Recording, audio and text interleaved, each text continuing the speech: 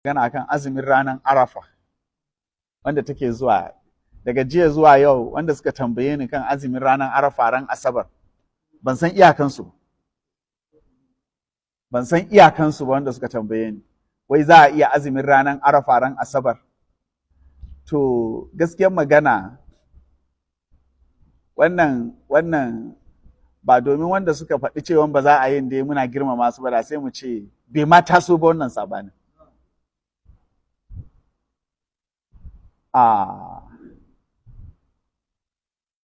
Manzo Allah sallallahu alaihi wasallam ya ce kada a yi sallan azumin ranar Arafa sai akan abin da aka ranar Asabar sai akan abin da aka fardanta muku. Amma wannan bayyananne ne cewa ana nufin ranar Asabar ita kanta ita kadai ka keɓe ta tana Asabar ka azumce ta.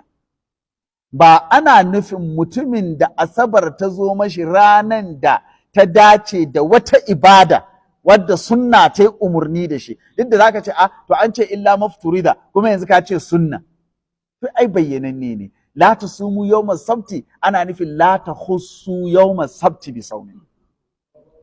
Kar ku keɓe shi da azumi sai domin abin da zai nuna maka haka hadisin ranar Juma'a da manzo Allah sallallahu alaihi wasallam ya sami ɗaya daga cikin iyalinsa ne ko tana azumtar ran Juma'a, yace zaki azumi gobe ne, ai goben Asabar ko yace to kada ku azumci ranar Juma'a shi kadai, sai dai in za ku haɗa shi da wata rana a bayan shi, to kaga ya nuna cewa za a iya azumi ranar Asabar kenan fi gairi mafturida. Ina fatan mun fahimta, ko wata rana a bayan shi. Sannan wanda ya faɗi cewa ba za a yi nan ba Sheikh Nasiruddin Al-Albani ne. A sani na ban san wanda suka faɗi kafin shi ba. Kila ya zama ƙaulin zahiriya, ya yi kama da ya zama ƙaulin su, amma dai ban sani ba. Abin da nake so mu gane, wannan fahimta ta ce, kuma ina ganin cewa ta isa ta zama hujja, ba na karanta wajen wani malami ba ne. Mu bar da abin da muka karanta din mu sami in ba da ƙarin wannan.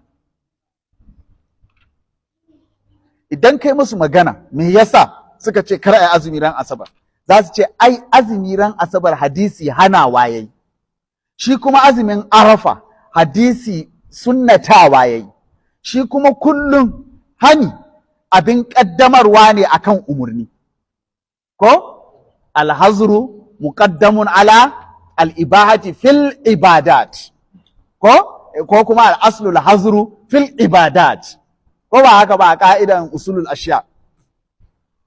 To mun ji duk da ma wannan dai ba aslul ashiya'i bane, tunda hukunci ne, to hukunci guda biyu ne suka zo wajen jam'i ne, afwan, saboda haka al-hazru muqaddamun ala al-ibaha. To mun ji ka kaddara mutum yana azumin kafara na kisa, sai ranar idi ya faɗo a ciki, zai yi azumi? Ka ce mun ba zai yi ba, ƙaulan wahidan, ko ba zai yi ba, ko zai huta ranar idi, ba zai azumi ba, saboda hadisi ya hana azumi ranar idi, saboda hani ko, to sai Asabar ta faɗo a ciki, zai yi azumi? Ijma'an, ba wai zaka ce zai yi bane, zaka ce ijma'an, ko ba haka ba? Ijma'an zai yi azumi, ba malamin da ya ce ba za a azumi ba, in ma bai yi ba kafararsa ba ta yi ba, ko ba haka ba ne?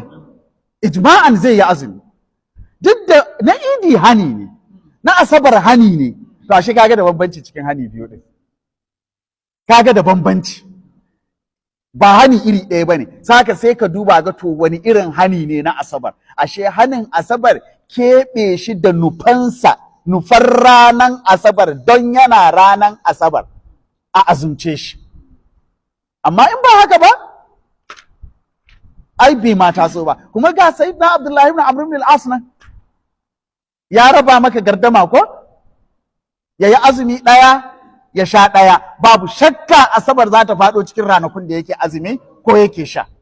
Babu shakka za ta faɗo. Ibadarsa kenan da umarnin manzon Allah sallallahu alaihi wasallama. Sum sauma Dawud fa innahu kana yasumu yawman wa yaftiru yawman, sannan daga baya ya zo yana azumtan kwanaki da yawa a jere.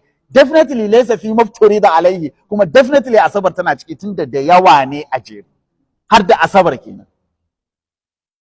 Ina fata mun fahimci wannan. So a gaskiyar magana, wannan maganar ma bai kamata ta taso ba.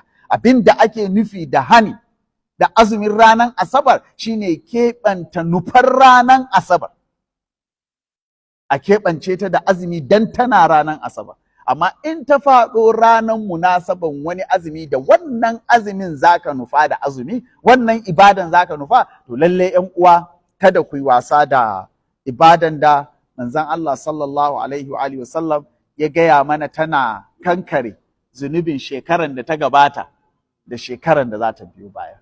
A yi ƙoƙari a azumci ranar Arafa saboda babban lada da Allah subhanahu wa ta'ala ya keɓe ga azumin wannan rana.